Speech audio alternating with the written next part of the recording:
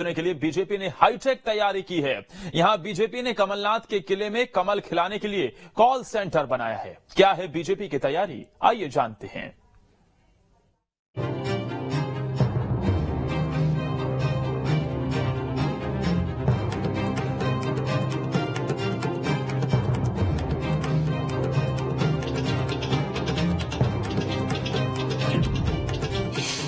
छिंदवाड़ा में बीजेपी का hi tech plan.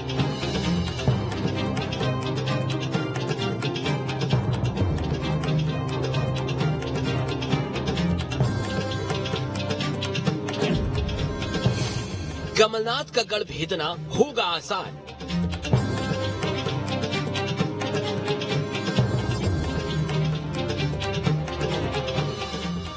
MP में चुनावों से पहले बीजेपी हारी हुई सीटों पर फोकस कर रही है। इसमें बीजेपी के लिए सबसे अहम पूर्व सीएम कमलनाथ का गढ़ छिंदवाड़ा है, जिसके लिए बीजेपी ने हाईटेक प्लान बनाया है। कमलनाथ की घेराबंदी के लिए छिंदवाड़ा में हाईटेक कॉल सेंटर बनाया गया है। कॉल सेंटर की जिम्मेदारी दिल्ली की कंपनी को दी गई है। 2 शिफ्ट में 70 कर्मचारी कॉल सेंटर संभालेंगे। कार्यक्रमों की जानकारी मंडल, शक्ति केंद्र और बूथ स्तर पर पहुंचाई जाएगी। पन्ना प्रभारियों से सीधे संपर्क कर सकेंगे वरिष्ठ नेता। केंद्र और राज्य की योजनाओं को लेकर भी काम होगा। बताया जा रहा है कि पिछले चुनाव में ही बीजेपी कॉल सेंटर स्थापित करने की तैयारी में थी। उधर कांग्रेस भी हाईटेक संसाधनों से अपने गढ़ को बचाने की कोशिश कर रही है। 2 साल से कांग्रेस का कॉल सेंटर यहाँ चल रहा है। छिंदवाड़ा इतना अहम क्यों है, ये जाने दो। कांग्रेस का सबसे मजबूत गढ़ है छिंदवाड़ा। यहाँ विधानसभा की 7 सीटें हैं, सभी पर कांग्रेस के विधायक हैं। छिंदवाड़ा लोकसभा सीट पर 80 के दशक से बीजेपी हारती रही है। सिर्फ 1997 के उपचुनाव में सुंदरलाल पटवा ने कांग्रेस को मात दी थी। कमलनाथ यहाँ से 9 बार सांसद रहे हैं। 2019 के चुनावों में बीजेपी ने 29 में से 28 सीटें जीती, लेकिन छिंदवाड़ा सीट को बीजेपी नहीं जीत सकी। छिंदवाड़ा के आसपास के जिले आदिवासी बाहुल क्षेत्र है। छिंदवाड़ा में 8 लाख से अधिक आदिवासी वोटर हैं। बीजेपी की कोशिश आदिवासी वोटरों पर है। यही वजह है कि बीजेपी की कोशिश कांग्रेस के सबसे मजबूत किले को भेदने की है। इसी वजह से यहाँ मार्च में अमित शाह भी आए थे और छिंदवाड़ा को जीतने का ऐलान किया था। हालांकि कांग्रेस को यहाँ के लोगों पर पूरा भरोसा है। पूरे मध्य प्रदेश में हमारे कौन से ऐसे इलाके जहाँ हमको ज्यादा ताकत लगाने की आवश्यकता है, कौन से ऐसे इलाके जहाँ हम कंफर्टेबली जीत सकते हैं। तो इस दृष्टि से अगर छिंदवाड़ा क्षेत्र का ऐसा आकलन निकल के आया होगा कि पार्टी को वहाँ ज्यादा ध्यान देने की आवश्यकता है, तो पार्टी वहाँ ज्यादा ध्यान देगी, क्योंकि वहां से भी हमको सीटें जीतना है।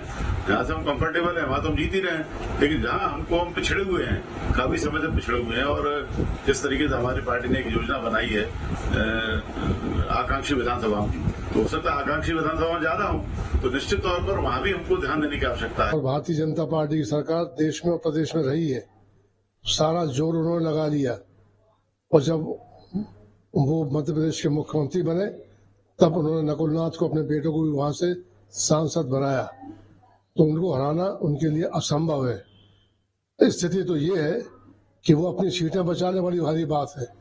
इस समय मध्य प्रदेश में आम जनता उनके खिलाफ है, ये बात सार्वजनिक हो गई है, हर कोई जानता कहता है। मेरे भी कुछ अधिकारी और कर्मचारी मित्र हैं और तमाम व्यापारी और उद्योगपति दोस्त हैं। सबका कहना एक ही है कि इस बार भारतीय जनता पार्टी हार रही है। लोकसभा और विधानसभा चुनाव के लिहाज से बीजेपी तैयारियों में जुटी हुई है और छिंदवाड़ा जीतना साख की लड़ाई बनता जा रहा है।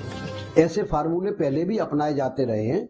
अब ये कमलनाथ को सोचना पड़ेगा कि वो उसका मुकाबला कैसे करते हैं, और कभी कभी इसके फायदे भी होते हैं अगर उठाना चाहे तो, क्योंकि जनता को और उनके समर्थकों को लगता है कि यहाँ घेरने की कोशिश हो रही है, तो वो भी दूसरे दुगने उत्साह के साथ मैदान में उतरते हैं। लेकिन निश्चित तौर पर बीजेपी यह रणनीति पहले भी अपनाती रही है। ज्योतिरादित्य सिंधिया के खिलाफ उन्होंने अपनाई और अब कमलनाथ के खिलाफ छिंदवाड़ा में अपना रही है।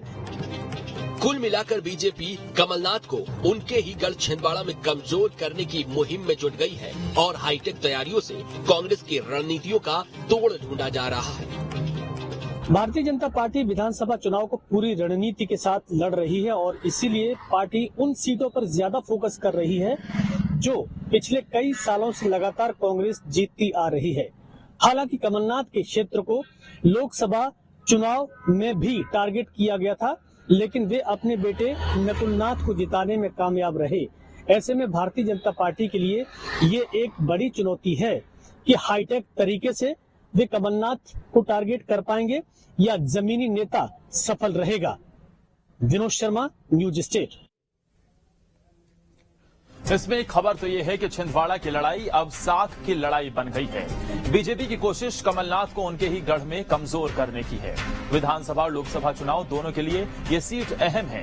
कांग्रेस यहां 2 सालों से कॉल सेंटर चला रही है, तो बीजेपी ने कांग्रेस की तरह ही कॉल सेंटर शुरू किया। माना जा रहा है कि इससे चुनावी रणनीति बनाना आसान होगा।